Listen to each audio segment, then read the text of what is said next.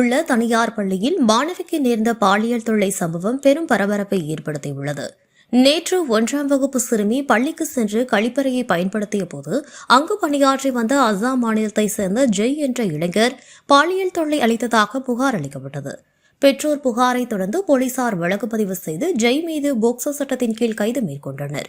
இந்த தகவல் பரவியதும் இன்று காலை பெற்றோர் நூற்றுக்கணக்கில் பள்ளிக்கு வந்து பாதுகாப்பு கோரி வாக்குவாதத்தில் ஈடுபட்டனர்.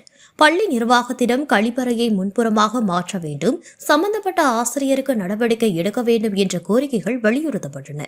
3 மணி நேரத்திற்கும் மேலாக சுமார் 300க்கும் மேற்பட்ட பெற்றோர்கள் சாலையில் அமர்ந்து மறியல் போராட்டத்தில் ஈடுபட்டனர். இதன் காரணமாக போக்குவரத்து பாதிக்கப்பட்டது. போலீசார் மற்றும் கல்வி அதிகாரிகள் பேச்சுவார்த்தையில் ஈடுபட்டும் போராட்டக்காரர்கள் விலகவில்லை. எனவே 30க்கும் மேற்பட்ட பெற்றோர்களை போலீசார் கைது செய்து வாகனத்தில் அழைத்து சென்றனர். கைது நடவடிக்கையை அடுத்து கூட்டத்தில் இருந்த பிற பெற்றோர்கள் அங்கிருந்து கலைந்தனர். சம்பவம் நடைபெற்ற பகுதியில் பரபரப்பான சூழ்நிலை நிலவியது.